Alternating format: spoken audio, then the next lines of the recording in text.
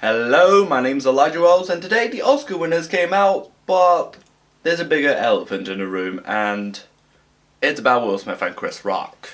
Okay, the one thing we're taking away from the Oscars, outside of course, Coda won the picture Oscar, and as well Dune won 6 Oscars, but there's only one thing that everyone's talking about. It's of course Will Smith slapping Chris Rock after he made some insulting remarks about J.P. Smith, and Will Smith obviously took offense about him.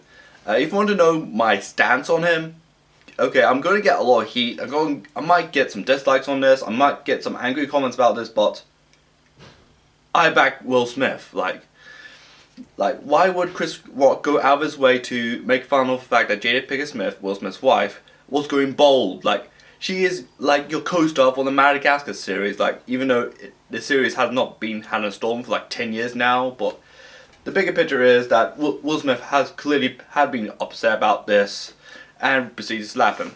And guess what? Will Smith is a human.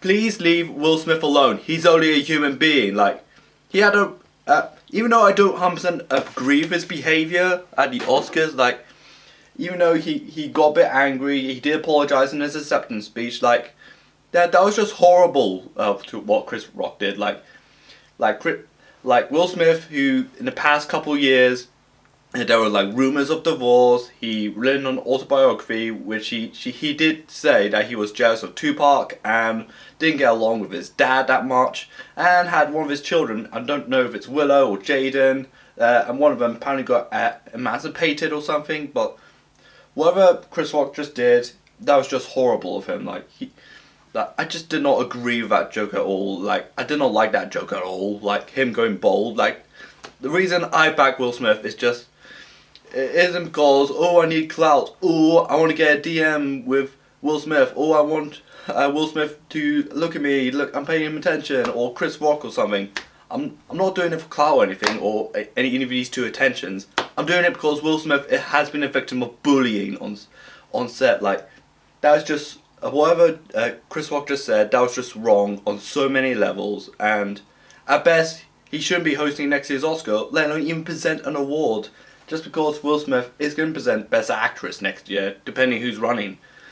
Depending if he's still going to do it or not, but all in all, I am so unhappy to what Chris Rock just said about Will Smith. Like, I believe in you, Will Smith. Like,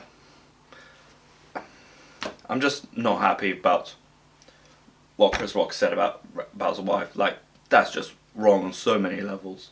Okay, moving on from that controversy, the winner goes to, for Best Picture, Coda, or Child of Deaf Adult. Like, I was really holding out for Power of a Dog to win for Netflix's first Best Picture winner, but I think Netflix, after like Roma, after The Irishman, I think they're going to have to wait another year now, because Coda won, and also Apple TV became the first streaming site to win for Best Picture, as well as Apple TV, which is a major achievement for them after previous years with like Ted Lasso TV show and the Wolf Walkers movie, which I absolutely love, and as well as On the Rocks by Sofia Coppola, which I really like. So I applaud Coda's win as well, but I kind of wish Power of Dog would have been a bit more satisfying to me, but I applaud Coda.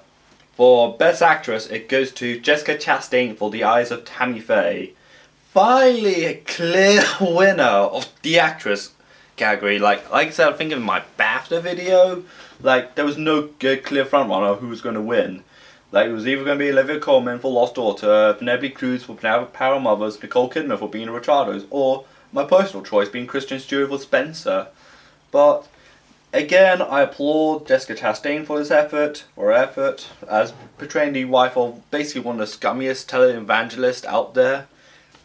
Again, I just hope Kristen Stewart can do well next year.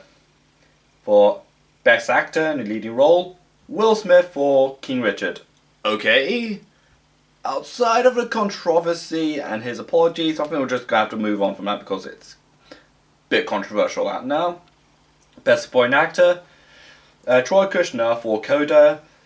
Yeah, being the second actor-actress who is deaf or hard of hearing to win the Oscar after I forgot her name. I won all these years back in the 80s, even though winning over Jesse Plums for Power of a Dog, Cody Smith-McPhee, who I backed for Power of a Dog, J.K. Simmons for Being Ricardos, and Cinda Hines for Belfast.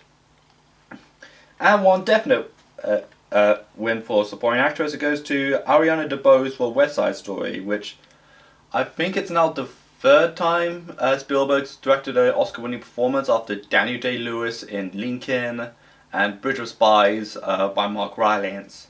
And for Best Director, it goes to Jane Campion for Power of the Dog, which I think it must be a really odd position now, because I think if you put all the winners unless like this is the only Oscar Power of the Dog one, even though it's a brilliant movie, like I think if it's looking for Oscar consistency, I think something like West Side Story, Drive My Car, or Licorice Pizza should have, Belfast might have won. Yeah, I think it's a little bit odd that the only Oscar win one film would have is just Best Director. Like it's a little bit weird for me, to be honest.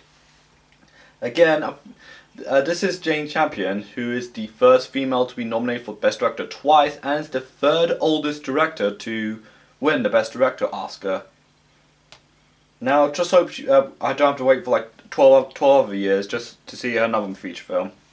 For original screenplay, it goes to Belfast, which won over films like Donald Cup, King Richard, Licorice Pizza, which I think I've backed with an inch, and Worst Person in the World, which I want to watch this weekend.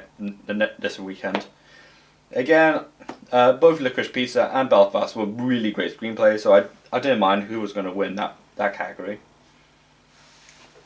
And for adapted screenplay, it goes to Coda, which won over films like Dune, Drive My Car, Lost Daughter, and Power of a Dog. Again, I think I was really backing for Jane Campion to win for Power of a Dog for adapted screenplay, but again, I am happy that Coda won for that one. And for Best Foreign Film, it went to Japan's Drive My Car, which won over films like Hand of God, Flea, Worst Person in the World, and Yank in a Classroom. Again, I was hoping that something like I think the two legitimate rivals in that group was definitely Drive My Car and as well that Danish movie Flea. But again, I think given the insane awards cloud it got and how much it was, how seriously mentioned it was in like Twitter forums and film appreciation groups, like it was praised like unreal amount. I'm not sure if it's like Parasite level, but everyone was like legit talking about this movie, including like a shot where there were like two hands and cigarettes out of like the upper car window. Best Animated Feature, Encanto, again a brilliant movie. I'm happy it won. For Documentary Feature, it won. The winner was Summer Soul or When the Revolution Could Not Be Televised.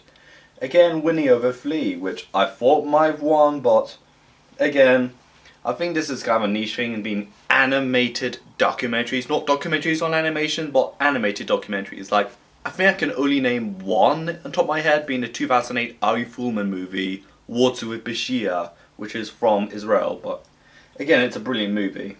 For Best Editing, it goes to Dune, who is completely sweeping the Oscars, like Timothée Chalamet sweeping the red carpet with his like topless and blazer like jacket he has, and as well his character sweeping Arrakis, won over Don't Look Up, King Richard, Power of Dog, Tick Tick Boom, and also Dune won for cinematography over Nightmare Alley, Power of a Dog, Tragedy of Macbeth, West Side Story.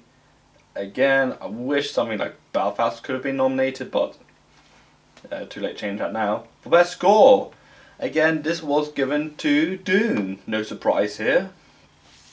Again, this is like Hans Zimmer's like first Oscar win for something like 27 or 6 years now after his 1994 film, The Lion King, which he actually won for. Surprisingly, he did like some brilliant scores here and there. Like I really like the Paris and Caribbean theme he did here. I like some scores he did here and there. I really like something like the Thin Red Line and something like Prince of Egypt, which I really like his score. Again, surprising. This is like, well, since like the mid-90s, he's actually won the Oscar. For Best Song, it goes to No Time to Die, which is kind of obvious, with Billie Eilish and Phineas in the production. I think the second best song is definitely Down to Joy with Van Morrison in Belfast. Again, he didn't turn up just because he was in a European tour as we speak. Same with Hans Zimmer. Again, I like that song, so it was definitely something to be deserved. Best Sound, Dune again. Like, it's of course sweeping the awards as we speak. Like Belfast, No Time to Die, Power of a Dog, West Side Story. It won over that. And even for the visual effects, like Doom is literally obliterating this Oscars. Like, it won over Free Guys, No Time to Die, which was a bit of an odd nomination, considering that James Bond wasn't now a visual effects heavy franchise like Marvel, DC, and Shang-Chi, Legend of Ten Rings, and No Way Home, Spider-Man. Even in production design, Dune is doing really well. Like it won over Nightmare Alley, Power of the Dog, Tragedy of Macbeth, and West Side Story. I think this is at that point where the dominance ends for Dune. As we go to costume, where it's won by Cruella, which has some great costuming work in that movie, and I think it's like the third of these reimaginings of these Disney movies, which are kind of a bit pompous and boring at this point. Like Alice in Wonderland won for production design and costumes, and Jungle Book, which is one of the few good ones they made, one for visual effects. One over Cyrano, Dune, Nightmare Alley, and West Side Story. And makeup and hairstyle, which went to the eyes of Tammy Faye. Like, I could barely recognise Jessica Chastain as Tammy Faye. Like, she was under like thick and heavy amounts of makeup in that film. And finally, the short films. Animated short goes to Windshield Wiper, and for live action short it goes to The Long Goodbye, which is a Riz Ahmed album based off the same name, I guess. And it also gotten some controversy just because, not like the Will Smith fiasco, just because, like most of these awards, they weren't even televised. But I think the only conversation anyone's going to have is that Will Smith thing that just happened. But congratulations to Riz Ahmed, even though this wasn't televised, and I hope ABC learns from their mistakes.